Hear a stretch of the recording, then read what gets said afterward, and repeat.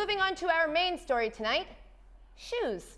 The things I can't post pictures of anywhere because dudes are the worst. On Saturday, Nike re-released one of the most popular sneakers in history, the Air Jordan Concord 11s, which were first released in 1995 and have been re-released 4 times since. The Concords always generate buzz when they pop back up for another year. They're like the Bartolo Colon of shoes.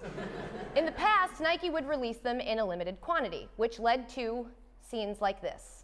What is it with these shoes? Shopping turned to mayhem at stores all across the country as thousands of people try to score a pair of the reissued Nike Air Jordan 11 basketball shoes. The retros are reissues of the ones that debuted in 1995 with their namesake Michael Jordan on it. The crush of the crowd in Indianapolis was so strong they knocked a door off its hinges and fellow shoppers to the floor. Someone could have been trampled in that. Somebody was trampled in that. It was children. This time around, Nike released a lot more pairs of the shoe, so less trampling. Still, not everyone who wanted a pair got them, and I just want to say that is a shame. It really is too bad for anyone who wasn't able to get the Jordan 11s. You know, like, thoughts and prayers. But, okay, this got me thinking, sneakers are fascinating. People go absolutely nuts over them. There are a million types of Jordans, each with their own names, like the white cement Air Jordan 3s, or the Jordan 14 Ferrari Retros, or the Jordan 22 Dynasty Throwbacks. You're nodding, but we made up the Dynasty Throwbacks. Stop pretending you're a sneaker expert. Those are the Air Jordan 4 Cactus Jacks, which somehow sounds more made up than the one we made up. It feels like everybody knows everything about sneakers except me. Don't get me wrong, I love them, but I don't think I love the right ones. It's the only way in which I can relate to Vinny Chase from Entourage. I don't get it. All these people are online for sneakers? Oh, yeah. Someone probably even camped out all night. For sneakers. Vince, these ain't just sneakers. These are limited edition Fukijamas. Fuki whatas? Yeah. Makes sense he won an Oscar for that role. It would be an Emmy, you idiot. The joke doesn't work. But there's a lot to unpack when it comes to sneakers. They clearly matter, especially in sports. But why? What greater purpose do they serve other than giving me something to wear that doesn't have a heel on it? I think it boils down to 3 main functions. Ideas. Function, clout, and cash. Function seems obvious, but you forget how important it is. For athletes, sneakers serve a real purpose and can be the difference between a slight competitive advantage and a career-ending injury. The first true basketball shoes were created around 1920, what we now all know as Chuck Taylor All-Stars, a canvas shoe with a rubber sole. I know, it sounds crazy, since you probably think of those as the shoe your amateur DJ cousin wears when he's heading to the Fair Trade coffee shop to read the novelization of Nick Cage's Ghost Rider. But their namesake, Chuck Taylor, was a semi-pro basketball player. He later became a salesman for Converse, and those shoes became what they are after he offered suggestions to make them more supportive and flexible, 2 things he needed in order to perform better on the court. For a while there, everyone wore Converse. Then, in the 70s, brands like Adidas, Puma, Pro-Ked, Pony, and Nike started making their way into the basketball scene. As more and more options became available, brands had to innovate to set themselves apart. Shoes became lighter. They became stronger. In 1982, Nike debuted the Air Force 1, the first basketball shoe to feature their Air technology, a gas-filled polyurethane capsule inserted into the sole of the shoe to provide more spring without compromising structure. Not to be outdone in air-related footwear, Reebok released the Pump in '89, a sneaker you could inflate for a customizable fit. And according to this commercial, it offered one huge advantage over Nike's.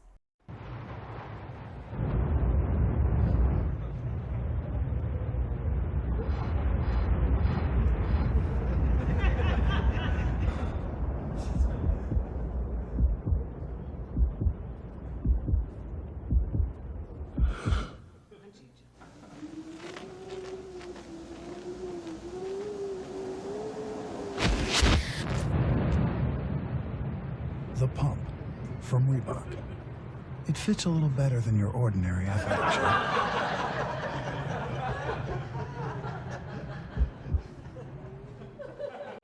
He died? As brands continued to one-up each other and claim the other's product would kill you, More and more types of shoes entered the league, and once shoe technology kind of started to plateau, companies relied more heavily on aesthetics to set their shoes apart. Flash forward to this offseason when the NBA updated its rules to adapt to these changes. The league has decided to allow players to wear sneakers of any color at any point during the upcoming season, so expect even flashier footwear this year. There are still restrictions, however. No sharp protruding objects, boo, or reflective elements, and third-party logos still have to be approved by the league. The NBA continues to be progressive and allow its players to express itself. And that started actually when Jerry West became the logo. That's the face of the franchise. That's the face of our league. We're now going to be players-driven versus the NFL. It's the shield. It's about the league. It's about the team. Then it's about the players. Jalen's right, as usual. And that's why this monologue about athletes and sneakers is mostly going to focus on the NBA. Of this country's 4 major sports, they're the best at this stuff. Plus, you can't really wear cleats off the field. And as a cop once told me, skates off the ice are considered weapons. Function remains and will always remain the primary importance of a basketball sneaker, but newer sneaker lines like the LeBrons are evolving to meet the growing demands of the market. Obviously, the LeBron 15 is at the top of what it means to be an athletic shoe, but it's really about the look.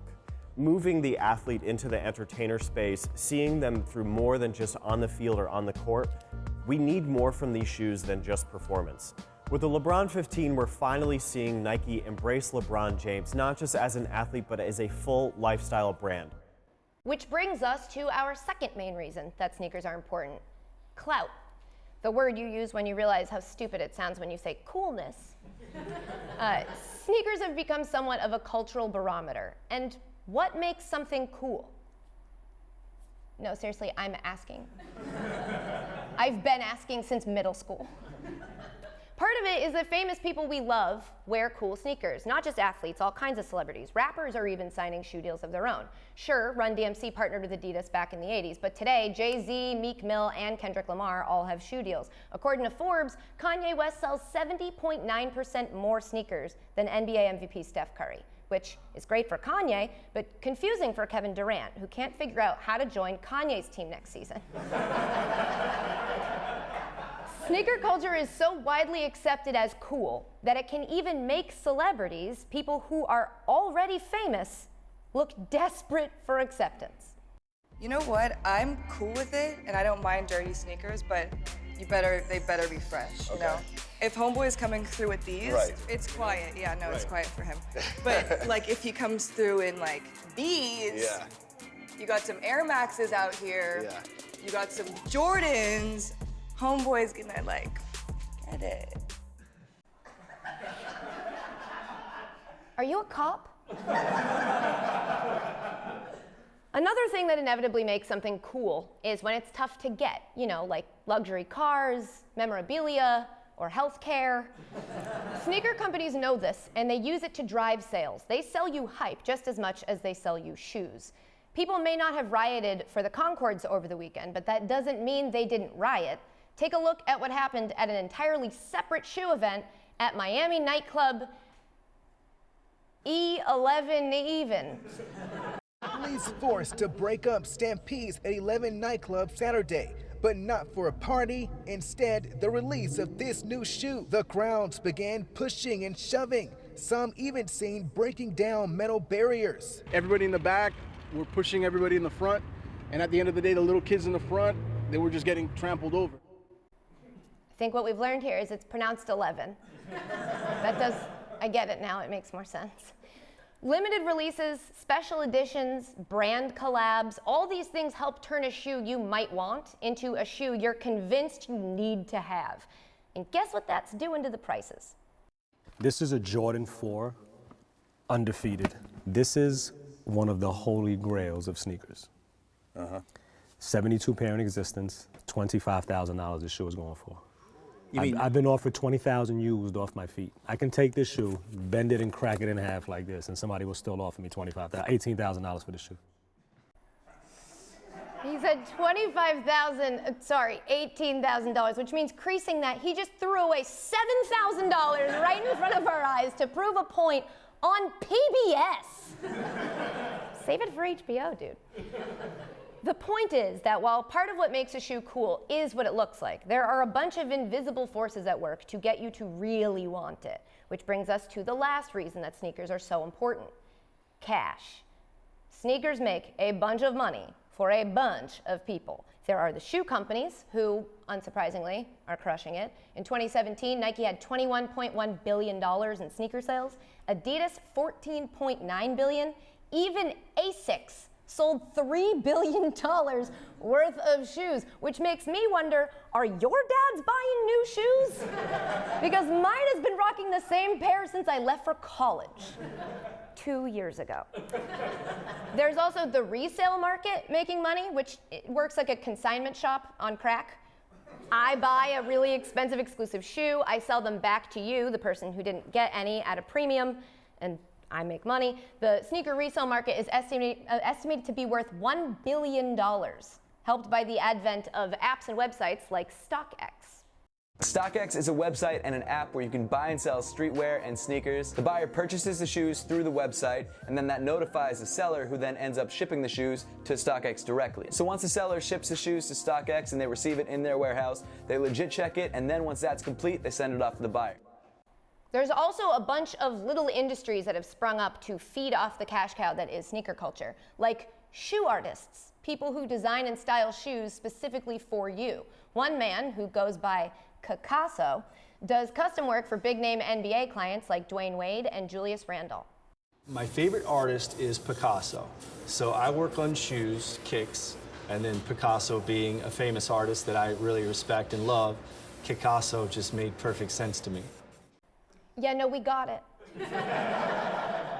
Although I personally would have gone with Sneaker Angelo, or Vincent Van Shoe, Leonardo da High Top. We wrote them, we did the photoshops, I had to read them all. But of course it all comes full circle back to the athletes, who make huge sums of money off of their sneaker deals. Michael Jordan's first contract with Nike was a game changer, even though it was only worth $500,000 in cash per year. The largest shoe deal before that was an 8-year deal worth $150,000 per year between James Worthy and New Balance. 3 decades later, and LeBron James signed a lifetime contract with Nike rumored to be worth more than $1 billion.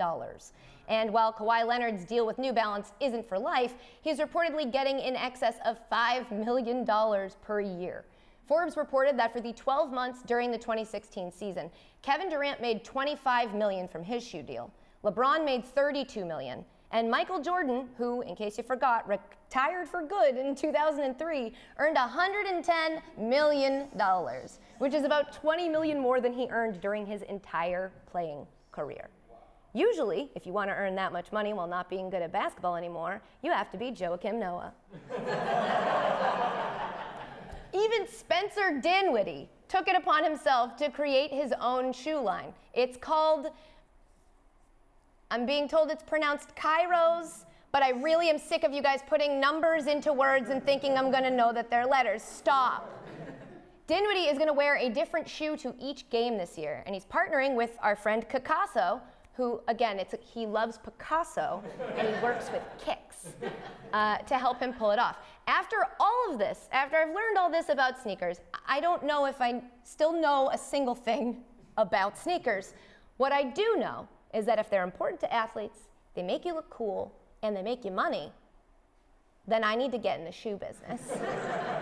So I reached out to a sneaker artist named Jigga to make a custom, always late sneaker that we could try to pitch an NBA player on wearing. Ultimately, we decided we would choose JaVale McGee, who we thought made a lot of sense for us. He's fun, he's outgoing, and the internet loves him. So here we go, the reveal of the always late Air JaVale 1s. Look at those. Now, they're white sneakers. Thank you. They're white sneakers, it's just a purple light. But so it has Lakers colors, it has Jug Life branding, that's his charity that aims to end the global water crisis. It also has that Always Late logo there, because it's my f***ing shoe. And if you look, the swoosh is a donut, because I set a world record for stacking donuts blindfolded. So we sent these to JaVale, and the goal is to get him to wear them. Probably not in a game, I get it. But, you know, maybe in warm-ups or to the arena or whatever. Throw up an Instagram one time for me. So we need you guys to help us out. Tweet at JaVale McGee on Twitter. Comment on his next Instagram post about how cool it would look if he was wearing the shoes. Did you see the donut swoosh? It was amazing. And it's a big if he wears these shoes, we are going to get another pair made, and then we're going to auction them off for a good cause. So, tweet at him. Let's get Always Late some clout.